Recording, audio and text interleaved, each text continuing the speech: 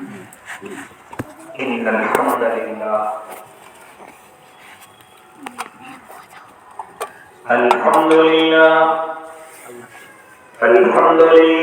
نحمده ونستعينه ونستغفره ونؤمن به ونتوكل عليه ونعوذ بالله من شرور أنفسنا ومن سيئات أعمالنا من يهده الله فلا مضل له ومن يضلل فلا هادي له ونشهد أن لا إله إلا الله وحده لا شريك له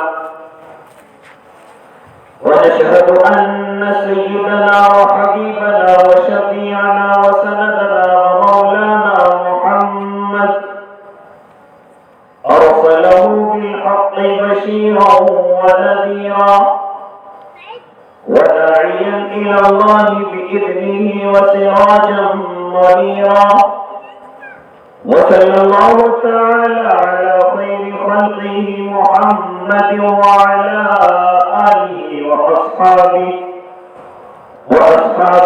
وأزواجه وذرياته وسلم تسليما كثيرا أما بعد فأعوذ بالله من الشيطان الرجيم بسم الله الرحمن الرحيم وما أرسلناك إلا رحمة للعالمين وقال النبي صلى الله عليه وسلم أنا خاتم النبيين لا نبي بعدي صدق الله العظيم وصدق رسوله النبي الكريم ونحن على ذلك من الشاهدين والشاكرين والحمد لله رب العالمين.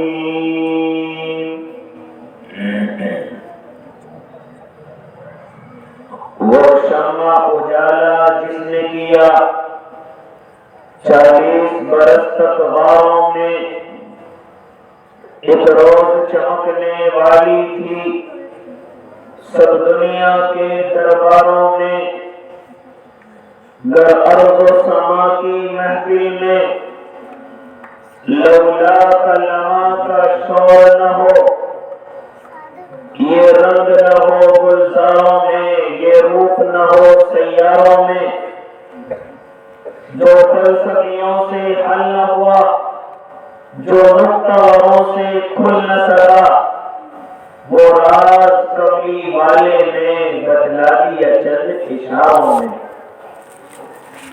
باوقار علماء کرام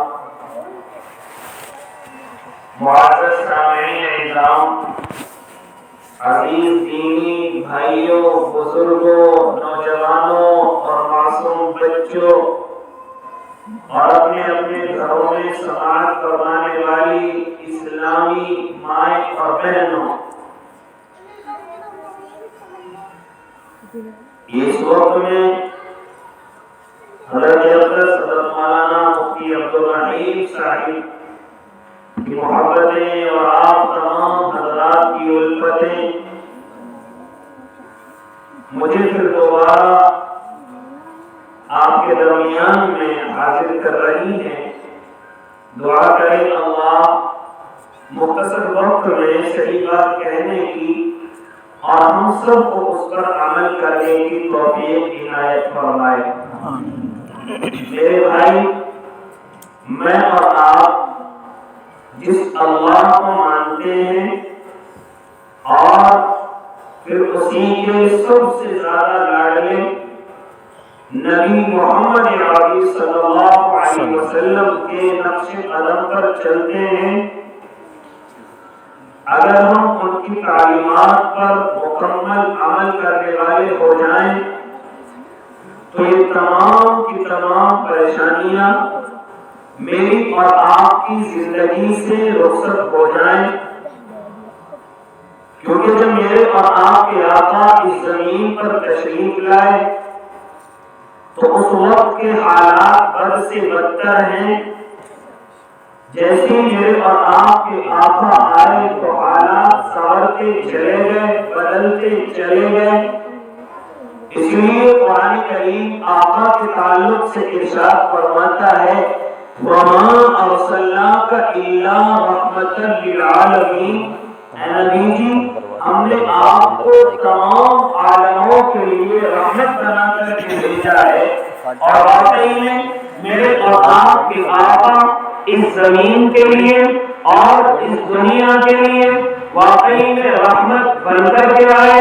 علماء سے معلوم کرو، یہ آپ کو بتلائیں گے، یہ آپ کو کتابوں کے مطالعے سے یہ بات سمجھائیں گے کہ جیسے میرے اور آپ کے آقا اس زمین پر تشریف لائے، آپ کے آنے سے پہلے اس زمین کے حالات کیا ہیں، لوگوں کے حالات کیا ہیں. کوئی کمزوروں کی مدد کرنے والا نہیں، کوئی مظلوموں کا ساتھ دینے والا نہیں، کوئی غریبوں کو سینے سے لگانے والا نہیں، کوئی غلاموں کو دلوں میں جگہ دینے والا نہیں، کوئی عورتوں کی قدر کرنے والا نہیں. یہاں تک کہ عورتوں کی ناقدری اس حد تک ہوتی ہے کہ ماں کیا ہے نہیں جانتے، بہن کیا ہے نہیں جانتے، بیٹی کیا ہے نہیں جانتے، بیوی کیا ہے نہیں جانتے. اور اس عورت کو صرف اپنے پیروں کی جوتی سمجھتے ہیں.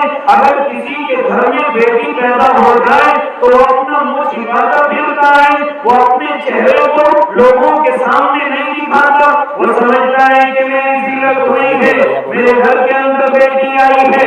یہ کس وقت کے حالات ہیں میرے اور آپ کے آقا کے آنے سے پہلے. لیکن جیسے ہی میرے آقا اس زمین پر تشریف لائے، میرے اور آپ کے محبوب اس زمین پر تشریف لائے، اعلان فرما دیا خبردار اب تک جو ہوتا تھا وہ اب نہیں ہوگا. ان غلاموں کو سینے سے لگایا جائے گا، ان کمزوروں کا ساتھ دیا جائے گا، ان غریبوں کا خیال کیا جائے گا، اور ان عورتوں کے جو حقوق ہیں وہ ادا کیے جائیں گے. اگر یہ عورت ماں کا درجہ رکھتی ہے تو اس کے قدموں کے نیچے جنت ہے. اگر بہن کا درجہ رکھتی ہے تو یہ بھائی کی غیرت ہے. اگر یہ بیٹی کا درجہ رکھتی ہے اور اس کی پرورش پر نکاح ہو جاتا ہے، یہ باپ کے جنت میں جانے کا ذریعہ ہے. اور اگر یہ تمہاری بیوی ہے ہن لباس لکم وانتم لباس لہن، یہ تمہارا لباس ہے تم اس کا لباس ہو. میرے اور آپ کے آقا اس زمین پر آئے، رحمتیں برسنے لگی. معلوم کرو غلاموں سے، ارے تمہاری ناقدری ہے، پورے پورے دن اور رات تم کاموں میں لگے ہوئے ہو، یہ اتنی عزتیں تمہیں کہاں سے ملی ہیں؟ معلوم کرو کمزوروں سے، معلوم کرو یتیموں سے، معلوم کرو بے سہاراؤں سے، اور معلوم کرو ہاں غریبوں سے کہ جو سمجھتے تھے کہ ہمارا دنیا میں آنا ہاں یہ ذلت کی چیز ہے، اللہ ہمیں غریب نہ بنا تھا.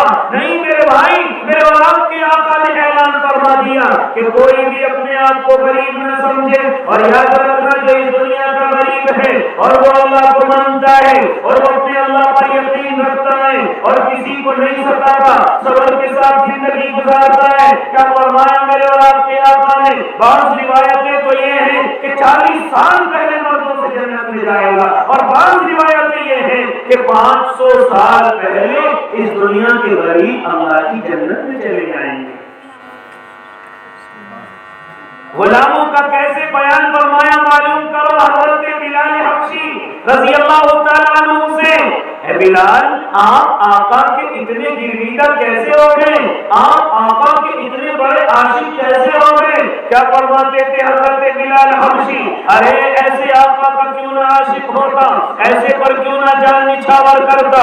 کوئی غلاموں کی قدر کرنے والا نہیں. ہاں لوگ اپنے پیروں کی جوتی سمجھتے ہیں اور پورے رات اور دن ہمیں کام میں لگا کر کے رکھتے ہیں، لیکن غلام ہاں صرف غلام کو ناقدری سے دیکھا جاتا ہے. لیکن جیسے آقا تشریف لائے ہیں، اے بلال تم آقا کے عاشق کیسے ہو گئے، ان کے گرویدہ کیسے ہو گئے تو حضرت بلال فرماتے ہیں کہ ایک مرتبہ میں اپنے سردار کے گھر میں ستو پیس رہا ہوں، میرے سردار نے مجھ سے کہا کہ تجھے آج رات یہ ستو پیسنا ہے، چنانچہ کئی رات کی ذمہ داریاں لگا دی گئی کہ تمہیں اتنا ستو مجھے پیس کر کے دینا ہے۔ بلال کہتے ہیں میرے بدن کو بخار آ گیا، میرا بدن کب پکانے لگا، میں سردی کی وجہ سے کب پکا رہا ہوں، ہاں لیکن سردار سے میں نے کہا میرے بدن کو بخار ہے، لہٰذا مجھے کچھ وقت آرام کا دے دیا جائے، میں جا کر کے آرام کر لوں۔ کیا فرماتے ہیں حضرت بلال کے میرے سردار نے میری نہ سنی اور ٹھوکر مار کر کے کہتا ہے یہاں غلاموں کے لیے آرام نہیں ہے، یہاں غلاموں کے لیے بستر نہیں ہے، یہاں غلاموں کی ناقدری ہے، یہاں غلاموں کی کوئی عزت اور وقار نہیں ہے، لہٰذا تجھے اتنے وقت میں یہ ستو پیس کر کے دینا ہے۔ حضرت بلال کہتے ہیں میں ستو کو پیس رہا ہوں، میری آنکھوں سے آنسو جاری ہے اور پوری رات ہو گئی، ہاں میرے بدن کی کب تک بھی ختم نہیں ہوتی، بخار ختم نہیں ہوتا، ہاں رات مکمل ہو گئی، صبح کے وقت میں پھر ستو پیسنے بیٹھ گیا، میں دیکھتا ہوں کہ میرے گھر کا دروازہ کھلتا ہے اور ایک نورانی چہرے والے اللہ کے نیک بندے گھر کے اندر داخل ہوتے ہیں، میرے آنکھوں کے آنسوؤں کو دیکھتے ہیں، معلوم کرتے ہو اللہ کے بندے تیرے رونے کی وجہ کیا ہے؟ بلال کہتے میں نے کہا جاؤ، کون ہے غلام کا خیال کرنے والا، کون ہے غلاموں کی غمخواری اور ہمدردی کرنے والا، لہذا جاؤ، یہاں غلاموں کی کوئی قدر نہیں ہے، یہاں غلام صرف مٹی میں ملنے کی چیز ہے، لہذا تم کون ہو جو غلام کا خیال کرنے آئے ہو، تمہیں بتلانے سے کوئی فائدہ نہیں ہے۔ لہذا وہ نورانی چہرے والے کہتے ہیں نہ اللہ کے بندے بتلاؤ ہونے کی وجہ کیا ہے؟ کہا کہ اگر سننا ہی چاہتے ہو تو سنو، ہاں میرے بدن کو بخار ہے، ہاں مجھے بدن کو کبھی تاری ہے اور میرے سردار نے ستو پیسنے کے لیے کہا ہے، لیکن میرے اندر اتنی ہمت اور سخت نہیں ہے کہ میں اس ستو کو مکمل کر دوں۔ لہذا وہ نورانی چہرے کہتے ہیں ذرا ابھی رک جا، اور باہر جاتے ہیں، ایک دودھ کا پیالہ لے کر کے آتے ہیں، دوائی کا انتظام کرتے ہیں، لہذا لا کر کے وہ دودھ کا پیالہ بلال حبشی کہتے ہیں مجھے دے دیتے ہیں، میں نے دوائی کو کھایا اور دودھ کو پیا، اور اس اللہ کے بندے نے مجھ سے کہا جاؤ اندر جا کر کے آرام کر لو۔ میں نے کہا آرام کیسے کر لوں؟ اگر وقت پر ستو پیسا ہوا نہ ملا تو سردار میری خیریت میں فرق ڈال دے گا، لہذا تم ہاں اس کام کو میں کیسے انجام دے سکتا ہوں؟ لہذا وہ کہتے ہیں تم جا کر کے آرام کرو، اس ستو کے انتظام کو میں مکمل کروں گا۔ بلال کہتے ہیں میں جا کر کے لیٹ گیا، آرام کرنے لگا، میرے بخار کو سکون ہو رہا ہے، ہاں ایک دن ہو گیا، وہ نورانی چہرے ستو پیستے رہے، دوسرا دن ہو گیا، ستو پیستا رہا اور میں غلام آرام سے لیٹا ہوا ہوں، 3 دن جب مکمل ہو گئے میرے بدن کو سکون ہوا، میں اس نورانی چہرے کے قریب آیا اور آ کر کے کہا او اللہ کے بندے کون ہے اس وقت میں غلاموں کا خیال کرنے والا، کون ہے میری بیماری کا خیال کرنے والا؟ ہاں وہ کوئی اور نہیں، ان کے لبوں سے نکلا میں ہی محمد عربی صلی اللہ علیہ وسلم۔ میں کون ہوں؟ میں محمد عربی، میرے اور آپ کے آقا صلی اللہ علیہ وسلم ہیں، میرے اور آپ کے آقا سے پہلے ان غلاموں کی کوئی قدردانی نہیں، ارے انہی کی وجہ سے آج اس زمین پر غلام نام کی چیز نہیں پائی جاتی۔ جانتے ہو وجہ کیا ہے؟ جہاں کفاروں میں آپ نے دیکھا ہوگا کہ اتنے دن کے روزے رکھ لیے جائیں، اتنے بھوکوں کو کھانا کھلا دیا جائے، اتنے بے سہاراؤں کو کپڑے پہنا دیے جائیں، اور میں سے کفارے کا ایک جز یہ بھی ہے کہ غلام کو آزاد کر دیا جائے، غلام کو آزاد کرنے پر اتنا ثواب ہے۔ چنانچہ میرے بھائی اس شریعت میں غلامی نہیں بلکہ غلاموں کو آزاد کرنا سکھایا ہے، غلاموں کو آزاد کرنے کے ثواب مجھے اور آپ کو بتلائے ہیں۔ تو یہ قدردانی اور یہ قدردانی خالی یہی نہیں رکتی بلکہ حضرت بلال جب اللہ کے نبی کے اس عمل کو دیکھتے ہیں، ایمان قبول کر لیتے ہیں، اسلام کے اندر داخل ہو جاتے ہیں، یہاں تک کہ اللہ نے ایسا قبول کیا، ارے گوڑا ہے تو گوڑا نہیں ہے تو کیا ہوا، ارے بیچارہ حبشی ہے تو کیا ہوا، ارے غریب ہے تو کیا ہوا، لیکن ہمارے یہاں نہ گوڑا ہے نہ کالا ہے، اس شریعت میں سب کے سب برابر ہیں۔ یا ایھا الناس انا خلقناکم من ذکر و انثی وجعلناکم شعوبا وقبائل لتعارفوا ان اکرمکم عند اللہ اتقاکم۔ اور لوگوں ہم نے تمہیں ایک ماں اور باپ سے پیدا کیا ہے، اور یہ جو تمہارے خاندان ہے، یہ جو تمہارے قبیلے ہیں، یہ بڑائی کے لیے نہیں ہے، یہ تکبر کے لیے نہیں ہے، یہ اونچا بیٹھنے کے لیے نہیں ہے، بلکہ یہ خاندان صرف تمہاری پہچان کے لیے ہے۔ اور اگر تم چاہو کہ ہم بڑے بن جائیں، ہم اللہ کے نزدیک مکرم ہو جائیں، تو ان اکرمکم عند اللہ اتقاکم، سب سے مکرم وہ ہے جو سب سے زیادہ اللہ سے ڈرنے والا ہے۔ اگر بڑا بننا چاہتے ہو تو بڑائی کا راستہ صرف ایک ہے، تقوی اختیار کر لو۔ اس زندگی کو اللہ سے ڈر کر کے گزارو۔ حضرت بلال ایمان قبول کر لیتے ہیں، اسلام قبول کر لیتے ہیں، یہاں تک کہ یہ بالکل دلوں میں کسی کے نہیں ہے کہ حضرت بلال کے غلام ہیں یا حبشے کے کالے کلوٹے ہیں، نہیں، بلال کا درجہ صحابہ کے نزدیک بھی بڑا ہوا ہے، اللہ کے نزدیک بھی بڑا ہوا ہے، یہاں تک کہ اللہ رب العزت کے نزدیک بھی بڑا ہوا ہے، اللہ کے نبی کی نظروں میں بھی بڑا ہوا ہے۔ ارے آؤ تمہیں بتلاتا چلو، پتہ مکہ کا موقع ہے، میرے اور آپ کے آقا مکہ المکرمہ کے اندر داخل ہو رہے ہیں، آج سب کو معافی کا اعلان ہے، تمام کے تمام گھبرا رہے ہیں، جنہوں نے کوڑا ڈالا وہ گھبرا رہے ہیں، جنہوں نے گھروں میں رسی ڈالی وہ گھبرا رہے ہیں، لیکن میرے اور آپ کے آقا مکے میں داخل ہوتے ہیں، سب کے لیے معافی کا اعلان کر دیتے ہیں، ہاں اس کے بعد کعبے کے قریب جاتے ہیں۔ اب یہاں اللہ کا نام کون بلند کرے گا، اللہ کا نام کون لے گا؟ چنانچہ میرے آقا کی نظریں اکثر صحابہ پر جاتی ہیں، ابو بکر پر بھی جاتی ہیں، عمر ابن خطاب پر بھی جاتی ہیں، علی المرتضی پر بھی جاتی ہیں، عثمان ابن غنی پر بھی جاتی ہیں، عثمان غنی پر بھی جاتی ہیں، لہذا عبد الرحمن ابن عوف پر بھی جاتی ہیں، لیکن نہیں، اللہ کے نبی کی نظر حضرت بلال پر پڑتی ہے اور کہتے ہیں بلال آؤ اور کعبے کی چھت پر چڑھ کر اللہ کا نام بلند کر دو۔ یہ خالی اللہ کے نبی کی نظروں میں نہیں بلکہ بلال کی قدر تو اللہ کی نظروں میں بھی ہے۔ اللہ خود حضرت بلال کی قدردانی فرماتا ہے، آؤ تمہیں بتلاتا چلوں، میرے اور آپ کے آقا محمد عربی ہاں معراج کی رات میں جنت کا مشاہدہ کر رہے ہیں، اپنے صحابہ سے آ کر کے بتاتے ہیں میں جنت کے اندر ٹہل رہا ہوں، لیکن میں نے دیکھا مجھ سے آگے کسی کے چلنے کی آہٹ ہے، میں نے حضرت جبرائیل سے معلوم کیا، اے جبرائیل یہ مجھ سے آگے چلنے والا کون ہے؟ ارے مجھ سے آگے کسی کے چلنے کی آواز آ رہی ہے۔ کیا فرمایا تھا حضرت جبرائیل نے؟ آقا یہ کوئی اور نہیں ہے، یہ آپ کی امت کا وہی کالا کلوٹا بلال حبشی ہے۔ ہاں اللہ کو اس کا ایک عمل اتنا پسند آتا ہے، اتنا پسند آتا ہے کہ چلتا زمین پہ ہے، اللہ ہمیں اس کے پیروں کی آہٹ جنت والوں کو سنواتا ہے، روزانہ سنواتا ہے۔ تو میں اور آپ کے آقا کے آنے سے پہلے اس زمین پر ظلم اور جبر ہے، غلاموں کی کوئی قدر نہیں، غریبوں کی کوئی قدر نہیں، یتیموں کا کوئی مسیحا نہیں۔ ہاں کیا فرمایا میرے آقا نے، اگر تمہیں کوئی یتیم بچہ نظر آ جائے کہ جس کے سر پر والد کا سایہ نہ ہو، جس کے سر پر ہاں اس کے باپ کا سایہ نہ ہو، ارے خرچ کرنا تو بڑی عبادت ہے، اس کے لیے کپڑے اور کھانے کا انتظام کرنا یہ تو بڑی عبادتوں میں شامل ہے۔ اگر کوئی یتیم کے سر پر بھی ہاتھ رکھ دے تو تیرے ہاتھ کے نیچے جتنے بال آئیں گے اللہ اتنی نیکیاں عطا کرے گا، اللہ اتنی نیکیاں تمہیں عطا کرے گا۔ یہ کس نے مجھے اور آپ کو سمجھایا، یہ کس نے مجھے اور آپ کو بتلایا؟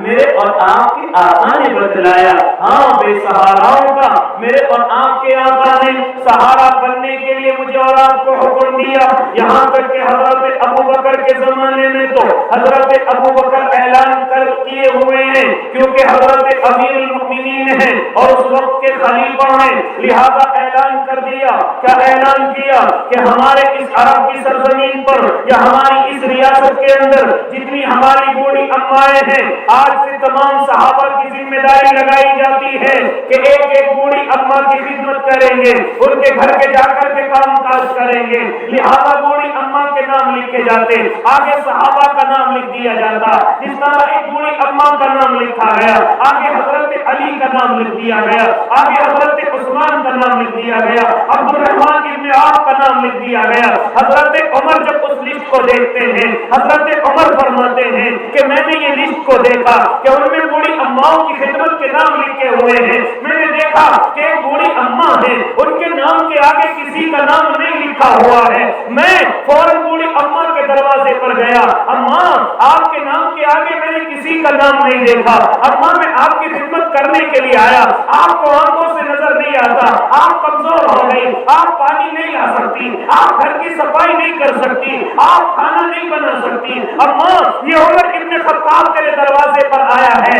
اماں, کوئی خدمت کا کام ہو تو بدلا دیجیے. ہاں, حضرت عمر سے وہ اماں فرماتی ہیں, او اللہ کے بندے, میری خدمت کرنے والا طے ہو چکا ہے اور وہ میری خدمت رات کے اندھیروں میں کر کے چلا جاتا ہے. رات کے اندھیرے میں حضرت عمر اگلے دن سمجھتے ہیں کہ چلو فجر سے پہلے جایا جائے. فجر سے پہلے پہنچ گئے. اماں, خدمت کرنے کے لیے آیا ہوں. آواز آتی ہے میری خدمت کر کے تو جا چکا ہے. ایک روز اذان سے پہلے چلے گئے. ارے جا کر کے دیکھو اماں, خدمت کرنے کے لیے آیا ہوں. اگر گھر کی صفائی کرانی ہے, کھانے وانے کا انتظام کرانا ہے. عمر ابن خطاب خدمت کے لیے کھڑا ہوا ہے. چنانچہ اماں نے پھر کہا کہ میری خدمت تو کوئی تم سے پہلے کر کے جا چکا ہے. چنانچہ حضرت عمر رات کے اندھیرے میں بیٹھ جاتے ہیں. اگلے روز رات کی اندھیری میں بیٹھ جاتے ہیں. آخر دیکھو تو صحیح کون ہے, آخر دیکھو تو صحیح اماں کی خدمت کرنے والا کون ہے. چنانچہ جب رات کی تاریکی پھیل گئی, حضرت عمر چھپ کر کے بیٹھ گئے. آئے زمین کی آنکھوں میں آنسو ہیں, فلک آنسو بہا رہا ہے, کیونکہ اس اماں کی خدمت کرنے والے کوئی اور نہیں, وقت کے امیر المومنین حضرت ابو بکر صدیق ہیں, جو حضرت عمر سے پہلے خدمت کر کے چلے جاتے ہیں. میرے اور آپ کے آقا کا دین یہ ہے, میرے اور آپ کی شریعت یہ ہے. آج میں اور آپ ان چیزوں کو بھلائے بیٹھے ہیں, یہاں تک کہ میرے اور آپ کے آقا کے آنے سے پہلے ان عورتوں کی کوئی قدر و منزلت نہیں ہے. ہاں, اگر اس پر گفتگو کرتا تو وقت زیادہ چاہیے. میں تو صرف اتنا بتلانے آیا, آقا کے آنے سے پہلے ماں کیا ہے کوئی نہیں جانتا, اس کی قدر کیا ہے کوئی نہیں جانتا, بیٹی کی قدر کیا ہے کوئی نہیں جانتا, بہن کی قدر کیا ہے کوئی نہیں جانتا, ماں اور بہن, بیٹی اور بیوی کی قدر کیا ہے کوئی نہیں جانتا. لیکن جیسے ہی میرے اور آپ کے آقا تشریف لائے, اعلان کر دیا, خبردار, اگر یہ عورت ماں کی شکل میں ہے تو اس کے قدموں کے نیچے جنت ہے. اگر یہ بہن کی شکل میں ہے تو یہ تیری غیرت کے ساتھ ساتھ, اگر تم نے اس بہن کا نکاح کر دیا اور نکاح کے بعد اپنی بہن کا خیال کرتا ہے, اس کے گھر جاتا ہے, اس کا خیال کرتا ہے, ہدیہ اور تحفہ لے کر کے جاتا ہے, ارے تجھ پر جنت واجب ہو چکی ہے. لہذا اگر یہ عورت بیٹی کی شکل میں ہے تو بیٹی اللہ کی رحمت ہے. اور فرمایا کہ اگر کسی کے 4 بیٹیاں, 3 بیٹیاں, 2 بیٹیاں یا صرف ایک بیٹی اور وہ اس کا نکاح کر کے اس کی پرورش کر کے نکاح کر دیتا ہے, میرے اور آپ کے آقا فرماتے ہیں وہ جنت میں میرا ساتھی ہے. وہ جنت میں کیا ہے, وہ جنت میں میرا ساتھی ہے, چاہے 4 بیٹیاں ہوں. اور فرمایا بیٹی اللہ کی رحمت ہے, یہ بیٹا اللہ کی نعمت ہے, لیکن بیٹی اللہ کی رحمت ہے. ارے جہاں نعمت ہو وہاں رحمت کا ہونا ضروری نہیں ہے, لیکن جہاں اللہ کی رحمتیں برس جائیں وہاں نعمتیں خود بخود برسنے لگتی ہیں. اس لیے فرمایا یہ بیٹی اللہ کی رحمت ہے, اور اسی لیے اللہ رب العزت نے میرے اور آپ کے آقا کو 4 بیٹیاں عطا کی تھی. بیٹا کوئی نہیں, ہاں اگر آئے تو وہ دنیا میں بچپنے سے رخصت ہو گئے, لیکن بیٹیاں آئی اس دنیا کے اندر تاکہ دنیا والوں کو دکھایا جائے کہ بیٹیاں کتنی قیمتی رحمت ہیں, اور رحمت کے ساتھ ساتھ یہ نعمت ہے. اس لیے میرے بھائی, یہ کس نے مجھے اور آپ کو سمجھایا, میرے اور آپ کے آقا نے, اور فرمایا یہ جو تمہاری بیوی ہے یہ تمہاری شریک حیات ہے. ہاتھ اٹھانے کی اجازت نہیں, اور بے قصور ڈانٹنے ڈپٹنے کی اجازت نہیں. اسی طریقے سے اگر میں اور آگے بڑھ جاؤں, کبھی بعد میں آپ مجھے کہنے لگے خدمت کرنے کی بھی اس کو اتنی شریعت کے اندر اجازت نہیں. جیسے کہ آج کل میں اور آپ اپنے ماں باپ کے نام سے ان کو ڈانٹتے رہتے ہیں. ماں باپ کی خدمت بیٹے کی ذمہ داری ہے, بیوی کی ذمہ داری نہیں. حضرت ابی بن کعب رضی اللہ تعالیٰ عنہ, ہاں میرے اور آپ کے آقا جنت میں ان کا ہیں ارے یہ تو ابی کی آواز ہے. فرمایا گیا ہاں یا نبی اللہ یہ ابی ابن کعب ہے, زمین پر قرآن پڑھتے ہیں, اللہ ہمیں جنت والوں کو سنواتا ہے, اس کا عمل اللہ کو پسند ہے. عمل کیا ہے؟ آواز آئی عمل یہ ہے کہ ابی ابن کعب اپنی ماں کی خود خدمت کرتے ہیں, بیوی کو حکم نہیں دیتے ماں کے کپڑے میلے ہو جائیں, حضرت ابی ابن کعب خود ان کپڑوں کو صاف کرتے ہیں, کھانا ماں کے لیے خود بناتے ہیں اور لقمے بنا بنا کر کے اپنی ماں کو کھلاتے ہیں. یہاں تک کہ اگر ماں حکم کر دے اور ابی ابن کعب کی سمجھ نہیں آتی تو آ کر کے ماں سے سوال نہیں کرتے اماں آپ نے کیا کہا میری سمجھ میں نہیں آیا, بلکہ باہر آتے ہیں اور باہر اپنی بیوی کو بلاتے ہیں, میری ماں نے کیا کہا میری سمجھ میں نہیں آیا. ہے کوئی اس طرح سے اپنے ماں اور باپ کی قدر کرنے والا؟ خیر بہرحال میں اس طرف بھی جانا نہیں چاہتا, میں تو صرف اتنا بتلانے لگا کہ میرے اور آپ کے آقا کے آنے سے پہلے اس زمین پر ان عورتوں کی کوئی قدر نہیں, لیکن جیسے ہی میرے اور آپ کے آقا آئے قدردانی بتلائی ماں کیا ہے, یہاں تک کہ بہن کی قدر بتلائی, اور خالی بتلائی نہیں بلکہ میرے اور آپ کے آقا نے عمل کر کے دکھایا. اور علماء, ہاں علماء موجود ہیں, ان کی موجودگی میں گفتگو کرنے چلا ہوں. غزوہ بنو مصطلق سے فارغ ہو کر میرے اور آپ کے آقا ایک جگہ بیٹھ گئے ہیں. ہاں اس غزوے کے اندر 12,000 سے زیادہ بکریاں قید کی گئی ہیں اور 6,000 سے زیادہ اونٹ آئے ہیں اور 4,000 تقریباً یا 400 تقریباً قید کیے گئے ہیں. ایسے وقت میں جب ان کا مال غنیمت تقسیم ہو رہا ہے, ایک بوڑھی اما عورت آتی ہے اور آ کر کے صحابہ سے کہتی ہے ارے جو تمہارا سردار ہے وہ میرا بھائی ہے. صحابہ کہتے اماں ہمارے سردار کے کوئی بہن نہیں ہے.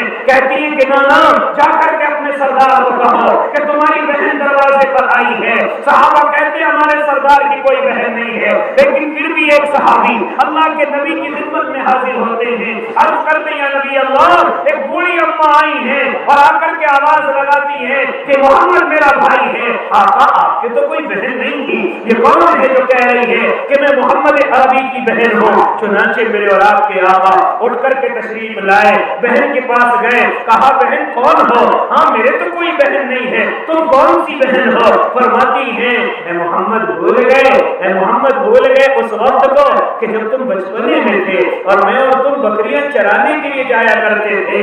ہاں لوگ تمہیں دیکھنے کے لیے آیا کرتے تھے اور میں تمہیں اپنے دامن میں چھپا لیا کرتی تھی. ہاں محمد تم نے میرے کھلا جگہ پر کاٹا تھا, دیکھو آج بھی نشان ہے. ہاں اور اس وقت میں تمہیں اپنی گود میں لے کر کے کہا کرتی تھی, اللہ سے دعائیں کیا کرتی تھی ربنا ابقِ لنا محمدا, اے میرے اللہ میرے محمد کو باقی رکھنا, پوری دنیا کا سردار بنا دینا. اللہ میں اپنے اللہ سے دعائیں کیا کرتی تھی محمد آج تم سردار ہو گئے, مجھے بھول گئے, میں کوئی اور نہیں, میں حلیمہ سعدیہ کی بیٹی شیمہ ہوں, میں تمہاری رضائی بہن ہوں. سگی بہن تو آپ سے کوئی نہیں تھی, رضائی بہن ہوں.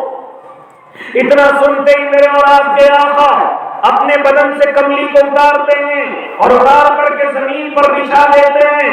پوری دنیا کو سبق دے رہے ہیں کہ بہن کی قدر کیسی ہونی چاہیے, پوری دنیا کو بتلا رہے ہیں. آج میرا اور آپ کا حال یہ ہے کہ جب بہنیں رخصت ہو کر کے چلے جائیں کوئی خیال کرنے والا نہیں, کوئی دروازوں پر بلا کر کے ان کی قدر و منزلت کرنے والا نہیں. ہاں آج بہنوں کی ناقدری, اور اگر اتفاق سے وہ بہن غریب گھر میں چلی جائے تو مجھے اور آپ کو کوئی خیال نہیں ہے کہ ان کا خیال رکھا جائے. میرے اور آپ کے آقا کے دروازے پر جیسی حضرت شیمہ تشریف لاتی ہیں اور بتلا دیتی ہے میں تمہاری رضائی بہن ہوں, میرے اور آپ کے آقا اپنی کملی کو اتارتے ہیں, اتار کر کے زمین پر بچھا دیتے ہیں اور کہتی ہو میری بہنا تمہارا درجہ وہاں نہیں ہے, آؤ میری کملی پر تشریف رکھو, آؤ میری کملی پر آ کر کے بیٹھ جاؤ. ہاں شیمہ ہاں تمہارا درجہ یہاں ہے. ہاں کملی بچھا دی گئی, اپنی بہن کو بٹھا دیا گیا, کہا اتنا بڑا سردار تیرے سامنے کیسے بیٹھ سکتی ہو؟ کیا کہتے میرے اور آپ کے آقا ارے دنیا کے لیے سردار ہوگا لیکن تو میری بہن ہے, تیرے لیے کوئی سردار فرمانبرداری نہیں، تیرے لیے کوئی بڑھپن نہیں، تیرے لیے کوئی حکم بھی نہیں، لہذا بہن یہ کملی تیرے لیے خاص ہے، آؤ اس کملی پر آ کر کے بیٹھ جاؤ۔ ہاں میرے اور آپ کے آقا کی بہن کملی پر بیٹھ جاتی ہیں، ہاں سکون کے بعد میرے اور آپ کے آقا معلوم کرتے ہیں بہن آنے کی وجہ کیا ہے، کتنے غلام چاہیے، کتنی بکریاں اونٹ چاہیے؟ کہا کہ نہیں نہیں مجھے کچھ نہیں چاہیے، جتنے قیدی قید کیے گئے ہیں میرے بھائی ان میں میرا شوہر بھی گرفتار ہو کر کے آ گیا ہے۔ کون آ گیا ہے؟ میرا شوہر بھی ان میں گرفتار ہو کر کے آ گیا، میں صرف اپنے شوہر کو تم سے لینے کے لیے آئی ہوں۔ کیا فرمایا صحابہ سے میرے اور آپ کے آقا نے؟ اے میرے صحابہ کیا کہتے ہو؟ چنانچہ صحابہ فرماتے ہیں یا نبی اللہ آپ خود مختار ہیں، آپ کے حکم کے سامنے ہمارا کوئی بس نہ چلے گا۔ چنانچہ میرے اور آپ کے آقا فرماتے ہیں آج میری بہن میرے دروازے پر آئی ہے، تمام بکریوں کو آزاد کر دیا جائے، تمام اونٹوں کو آزاد کر دیا جائے، یہاں تک کہ آج میری بہن کے شوہر کے صدقے میں جتنے قیدی قید کیے گئے ہیں تمام کے تمام کو ان کے شوہر کے ساتھ آزاد کر دیا جائے، اور پوری دنیا کو سبق سنا دیا جائے کہ تم چاہے کتنے بڑے مالدار ہو جانا، کتنے بڑے سردار بن جانا، لیکن زندگی کے حصے میں اگر بہن تمہارے دروازے پر آ کر کے کوئی سوال کرے تو اس کے سوال کو خالی نہ لوٹانا، اس کے سوال کو خالی نہ لوٹانا۔ اس لیے میرے بھائی یہ قدردانی کس نے کب اور کہاں بتلائی؟ یہ میرے اور آپ پہ آقا، اسی لیے تو قرآن کریم کے اندر فرمایا گیا وَمَا أَرْسَلْنَاكَ إِلَّا رَحْمَةً لِّلْعَالَمِينَ، اے نبی جی ہم نے تمہیں تمام عالموں کے لیے رحمت بنا کر کے بھیجا ہے۔ اس لیے میرے بھائی میرے اور آپ کے آقا غلاموں کے لیے رحمت، کمزوروں کے لیے رحمت، غریبوں کے لیے رحمت، کمزوروں غریبوں اور یتیموں اور مسکینوں کے لیے رحمت، بے سہاراؤں کے لیے رحمت، ان عورتوں کے لیے رحمت، میرے بھائی ہم سب کے لیے میرے اور آپ کے آقا رحمت ہیں، لیکن میری اور آپ کی کمی ہے، میں اور آپ ان کے طریقوں پر نہیں چلتے، ان کی بتائی ہوئی زندگی پر نہیں چلتے، اسی لیے آج پریشان ہیں۔ مفتی عبد الرحیم صاحب نے فون پر بتلایا گاؤں کے اندر بیماری پھیلی ہوئی ہے، ہر گھر کے اندر کوئی نہ کوئی کسی نہ کسی بیماری کے اندر مبتلا ہے، یہ بیماری بھی اللہ کی نعمت ہے میرے بھائی، اس سے گھبرانے کی ضرورت نہیں ہے، دعا کرنے کی ضرورت ہے۔ دعا کس طرح سے کی جائے کہ جب کوئی پریشانی میرے اور آپ کے دروازوں پر آ جائے، کیونکہ میرے اور آپ کے آقا نے جہاں بہت ساری پیشین گوئیاں دی ہیں ان میں سے ایک خبر یہ بھی دی تھی کہ قرب قیامت میں ہماری امت اور ہمارے لوگ ایسی بیماریوں میں مبتلا ہو جائیں گے کہ جن کے نام ہمارے باپ داداؤں نے بھی نہیں سنے ہوں گے۔ کبھی ہم نے کرونا کا نام سنا تھا یا اس کے علاوہ اور جو بیماریاں کبھی ہمارے باپ داداؤں نے ہمیں بتایا تھا؟ کیا فرمایا میرے آپ کے آقا نے کہ ایک وقت آئے گا کہ ایسی بیماریوں کے اندر مبتلا ہو جائیں گے کہ جن کے نام ہمارے باپ داداؤں نے بھی نہ سنے ہوں گے۔ اس لیے میرے بھائی جہاں بہت سارے سلیقے مجھے اور آپ کو سکھائے گئے، جب پریشانیاں آ جائیں، مصیبتیں تمہارے گلے پڑ جائیں تو تمہیں کہیں جانے کی ضرورت نہیں، آؤ مسجدوں کی دروازے کھلے ہوئے ہیں، اپنے اللہ کے سامنے آنسو بہائیں، اپنے اللہ کو آ کر کے منائیں، اللہ آپ ہم سے ناراض ہو گئے، اللہ آپ ہم سے ناراض ہو گئے۔ میرے اور آپ کے آقا کو جب بھی کوئی پریشانی آتی فوراً مسجد کی طرف دوڑتے، یہاں تک کہ تیز ہوائیں بھی چلتی، یہاں تک کہ بارش گرجتی، یہاں تک کہ بجلیاں کڑکتی، تو میرے اور آپ کے آقا فوراً اللہ کے حضور حاضر ہوتے، اللہ کے دربار میں حاضر ہوتے اور آ کر کے مسجد میں سجدے کے پڑ جاتے، اللہ کے آپ میرے امتیوں سے ناراض ہو گئے، اللہ آپ کے مجھ سے ناراض ہو گئے، اللہ اگر آپ ناراض ہیں تو راضی ہو جائیے۔ اسی اگر ہمارے گاؤں یا پورے ملک کے صوبے میں اگر کوئی پریشانی آئی ہے اور میرے بھائی کہیں جانے کی ضرورت نہیں، مجھے اور آپ کو اپنے اللہ کو منانے کی ضرورت ہے، اللہ کے سامنے آنسو بہانے کی ضرورت ہے، انشاءاللہ اللہ راضی ہوگا اور اس بیماری کی نعمت کو واپس لے کر ہمیں دوسری نعمتیں انشاءاللہ عطا کرے گا۔ تو اس لیے منائیں گے انشاءاللہ اللہ کو راضی کریں گے نا بھائی انشاءاللہ اللہ کو. اور ایسے وقت میں خاص طور سے ایسی چیزوں سے بھی بچیں جو فتنہ اور فساد کی وجہ بن سکتی ہیں. تو کیا ہے کہ ابھی ایک کرکٹ میچ ہوتا ہے اور ہمارے مسلمان بھائی پتہ نہیں کیوں بہک جاتے ہیں اور پوری قوم کی ذلت کا سبب بنتے ہیں. ان چیزوں کی طرف جو آپ کو خاص طور سے دھیان کرنے کی ضرورت ہے. یہ بےہودگی مجھے اور آپ کو کرنے کی ضرورت نہیں ہے. میچ کون کر رہا ہے, کون جیت رہا ہے, کون ہار رہا ہے, اسلام میں اس کی قطعاً اجازت نہیں ہے. آپ اس کو اسلام اور کھلا چیزوں سے جوڑتے ہیں. میرا اسلام مجھے اور آپ کو اپنے ملک کی محبت سکھاتا ہے. اس لیے مجھے اور آپ کو اپنے ملک سے محبت کرنی ہے. جہاں رہتے ہیں وہاں کی محبت کرنی ہے, جہاں کھاتے ہیں وہاں کی محبت کرنی ہے. ہاں اس طرح سے میں اور آپ پوری قوم کی ذلت کا سبب نہ بنے, پوری قوم کی بے عزتی کا سبب نہ بنے. میرے بھائی یہ حق ہے اور یہ نمک حلالی بھی ہے کہ اگر جہاں ہم میں اور آپ رہتے ہیں وہاں کے حق ادا کریں, وہاں کی زمین سے محبت کریں. باہر کی زمین کون ہے, وہاں کون رہتا ہے, ہمیں اس سے کوئی لینا دینا نہیں. ہمارا ملک پیارا ملک ہے, پوری دنیا میں سب سے پیارا ملک کہلاتا ہے. محبت کے نام پر سب سے پیارا ہے, حکومت کے نام پر, الفت کے نام پر سب سے زیادہ میرا آپ کا یہ پیارا ملک ہے. ہاں اس سے خوبصورت ملک پوری دنیا کی زمین پر نہیں ہے. معزز ہے, مکرم ہے, قابل تسلیم ہے, قابل عزت ہے, لیکن اس ملک سے پیارا کوئی اور ملک نہیں ہے میرے بھائی, میرے اور آپ کے لیے خاص طور سے. تو اس لیے ارادے کریں کہ انشاءاللہ اس طرح کی بھی کوئی حرکت نہیں کریں گے. میرے آپ کے آقا جب مکہ المکرمہ سے ہجرت کر کے جا رہے ہیں, بار بار مڑ کر کے مکے کی طرف دیکھتے ہیں, آنسو بہاتے ہیں. کیا فرماتے کرتے تھے, اے مکہ میں تجھے چھوڑنا نہیں چاہتا, لیکن میرے لوگ مجھے پریشان کرتے ہیں, مجھ پر زیادتی کرتے ہیں, اس لیے مجبوراً تجھے کچھ وقت کے لیے چھوڑ رہا ہوں. ورنہ میرا دل نہیں چاہتا کہ تجھے چھوڑ کر کے چلا جاؤ. میرا دل نہیں چاہتا کہ اپنے پیارے ملک اس مکہ المکرمہ کو چھوڑ کر کے چلا جاؤ. ارے محبت کیوں آئی, اس لیے کہ میرے آقا وہاں پڑے ہوئے ہیں, میرے آپ کے آقا وہاں پڑے ہوئے ہیں, میرے آپ کے آقا کی وہاں محنت لگی ہوئی ہے. اس لیے بار بار مڑ کر کے مکہ المکرمہ کی طرف دیکھتے ہیں اور محبت کے آنسو بہاتے ہیں. یہ محبت کرنا میرے آپ کے آقا نے سکھایا ہے. اور علماء نے تو یہاں تک کہہ دیا ہے, حب الوطن من الایمان, اپنے وطن سے محبت کرنا یہ ایمان کا حصہ ہے. اپنے وطن سے محبت کرنا یہ ایمان کا حصہ ہے. کہو انشاءاللہ اپنے نبی کے طریقے پر چلیں گے, انشاءاللہ ان کے مطابق زندگی گزاریں گے. اور آج میرے اور آپ کے اوپر پریشانیاں ہیں, یہ صرف ہماری غلطیوں کی وجہ سے ہیں. اس لیے آج انشاءاللہ اپنے اللہ کو بھی راضی کریں گے انشاءاللہ. اللہ مجھے بھی اور آپ کو بھی راضی دے دے. دعا کر لیں.